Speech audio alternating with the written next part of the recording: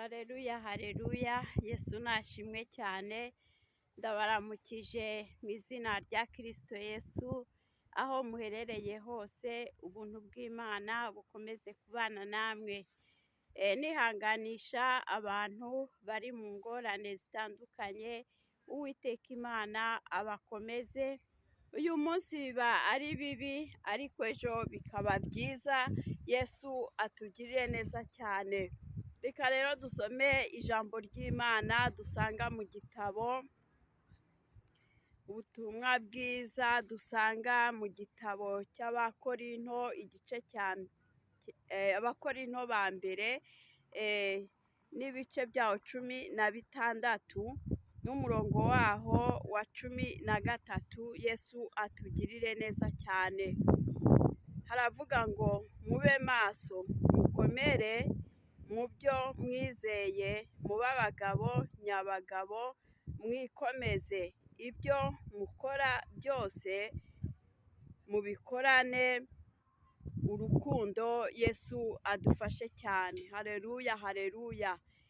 Iri ni ijambo Imana yabwiye Abanyekorinto, Imana ikoresheje umukozi wayo Pawulo, arababwira ati nuko mube maso. Yesu nashimwe.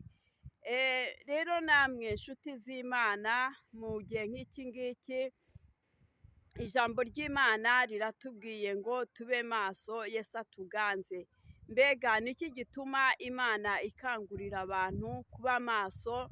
Bene data nshuti z'Imana, tugeze mu bihe bigoye, mu bihe biruhije, abantu bari kwimura Imana mu buryo butandukanye. Ibyigira Imana byabaye byinshi, ariko ijambo ry'Imana riratubwiye ngo nuko mube maso, ngo kandi mube abagabo nyabagabo bo guhamya ibyo mwizeye. Yesu nashimwe. Rero kuva wahamagarwa wakwizera Imana, ufite ibyo wizeye, wizeye ko Imana ari inyembaraga, wizeye ko Imana ari urukundo. Hepfo gatoya arakomeza aravuga ati nuko mu byo mukora mubikorane urukundo. Yesu nashimwe.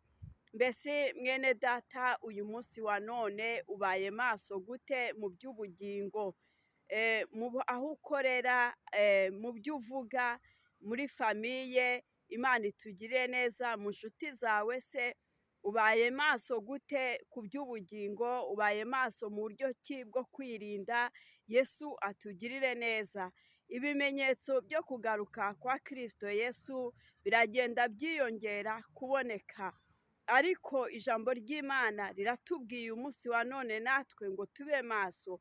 Mu kuba maso umuntu agira kwirinda, mu kuba maso yanga icyaha n'igisa nacyo, mu kuba maso umuntu ntajya aba mu kivange.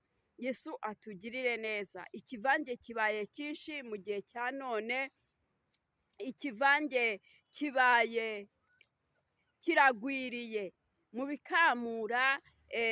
bikamura abakozi b'Imana, mu bikamura umuntu, biragwiriye. Bene data mube maso. Imbaraga ziyitirira Kristo zaragwiriye hano mu isi.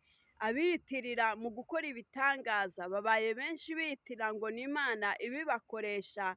Mwene data ba maso, ucunge urebe umwuka mugenzi wawe akoreramo, urebe niba yuzuye umwuka wera w'Imana cyangwa se atari ya mapepu, atari za mbaraga bavana ikuzimu ziza kuyobya benshi. Imana itugirire neza.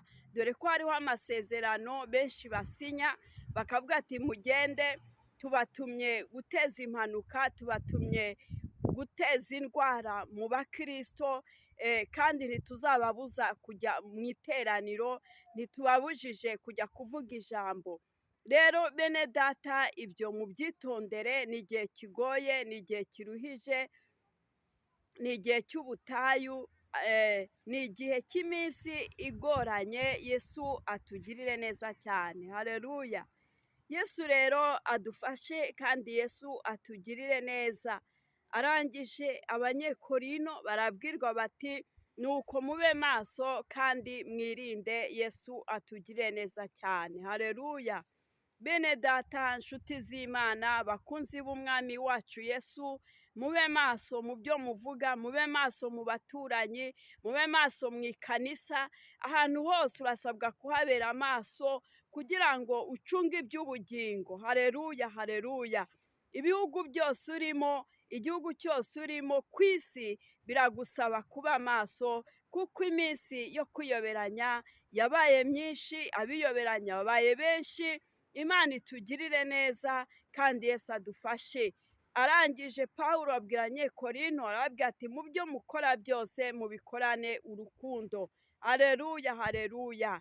Ibyo ukora bikorana urukundo. Niba ari umurimo w'Imana uwukore wumva uwukunze. Niba ari icyo usabwa gukora mu ikanisa, muri famiye, bikorana urukundo. We kubikora kugira ngo wumve ko bakureba, kugira ngo abantu bakubahe, cyangwa se kugira ngo abantu bakurebe. Oya, bikorana urukundo. Nubikorana urukundo uzahabwa ingororano zikwiye. Yesu adufashe kandi Yesu atugirire neza.